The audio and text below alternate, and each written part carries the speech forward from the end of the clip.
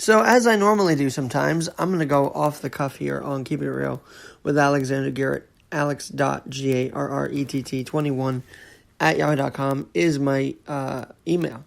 Now, why am I jumping on right now? Because there's a critical need that has to be fixed in the Bahamas. You know, everybody was talking about Dorian this and Dorian that, and whether it hit Alabama, whether Trump was right, why do you use the Sharpie, this and that. But last night, news broke by Time magazine that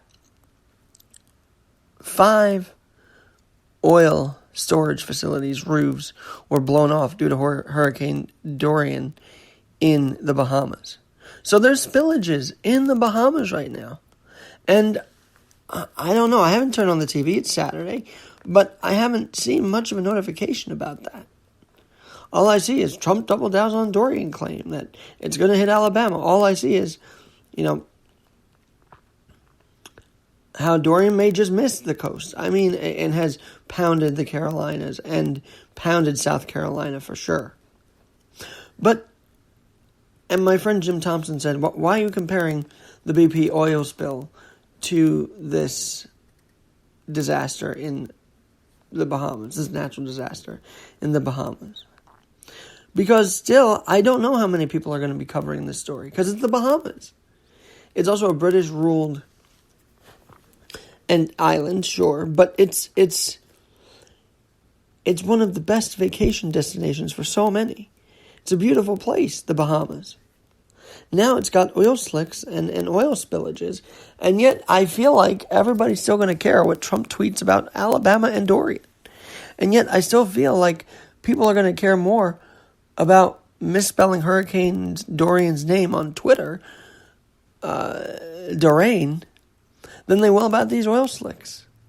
So I'm on today because I wanted to say your prayers for the Bahamas people and their wildlife as well in the waters. The algae is deteriorating even more because of the oil spills. And I just want you guys to turn your attention to this for a minute. Because as much as we care about the Amazon fires and how badly that has become, we should also care that this wildlife and thousands are presumed dead in the waters in the Bahamas. Death toll rising to 43 as of yesterday. The heartbreak that's going to be when they find out more. The heartbreak of trying to escape the islands while this storm was going on, this hurricane was going on. And the fact that the hurricane stayed over the Bahamas as long as it did was absolutely mind-blowing. But I actually, when I had my doctor's appointment yesterday, I actually asked God what direction he wants me to put this podcast in. And so I feel like one of those directions isn't just to point out the flaws and arguments that we see on our TV screens, but also to point out how we can help disaster areas, how we can help the Amazon, how we can help oil slicks be fixed immediately down in the Bahamas. And one group that's been mentioned is a place called Coral Vita, which is a local company seeking to reseed reefs in the Bahamas. Sam Teicher is their chief reef officer for this company called Coral Vita. They say they need people down there immediately to fix this. And so while maybe you and I can't go down there at the very moment to actually deal with the oil slicks, why not donate to Coral Vita? Why not make a move to get them to go down there, to let them be able to fix these oil slicks? Because any part of wildlife that gets damaged damages the earth. And if we're just going to sit on our hands and worry about why Trump said Dorian was going to Alabama when CNN did the same thing, then we shouldn't sit on our hands. We should say, hey, here's what's also going on right now. The Bahamas is a disaster. You've seen the footage. But now there's a way to help. Companies are being identified. Coral Vita is one of them right now. And you can actually follow them on Twitter, by the way, at Coral Vita Reefs. They are growing resilient corals 50 times faster to restore dying reefs. They are a Fast Company 2017 world-changing idea. And their first farm was actually in the Grand Bahamas, where a lot of this disaster occurred. So take a minute today. Take a look at Coral Reef Vita and other companies that are helping to remove the oil slick. Because this is a story that shouldn't get lost in the fact that Pete Alonso had an amazing game-winning walk after Eddie Diaz blew the game for the Mets. This is a fact that can't be lost in the fact that the Yankees are about to win. This isn't something that should be lost in the fact that Antonio Brown made a video with Jon Gruden. I saw more people trending that video than I saw them talking about how badly these oil slicks have become and how much spillage and leakage there has been. The melodramas of the world can wait, can't they? They can wait for crews to actually be supported in their efforts to fix the Bahamas and other disaster-ridden areas. I would hope so. I would hope people's mindsets are like that.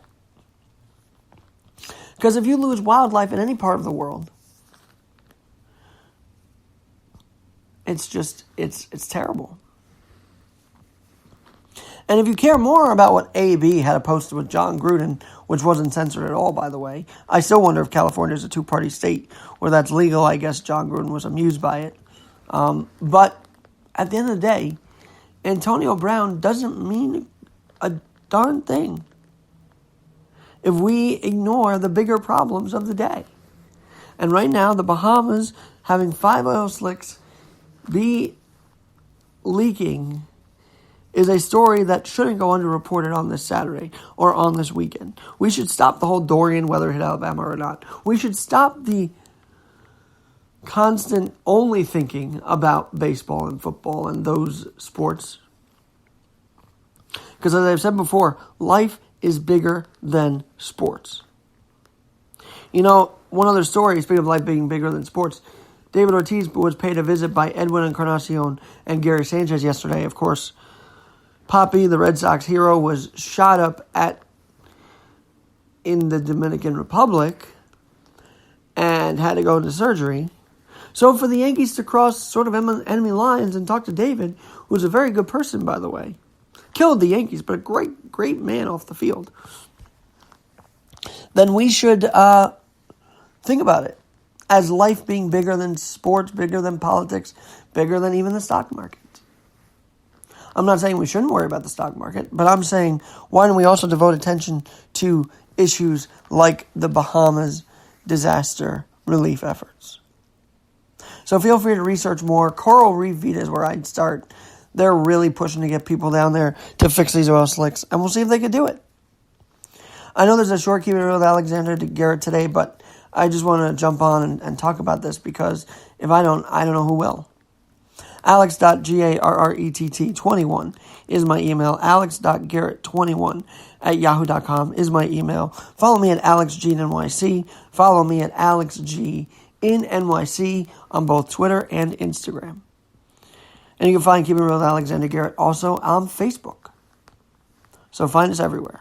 I'm Alexander Garrett. Have a great rest of your Saturday and rest of your weekend.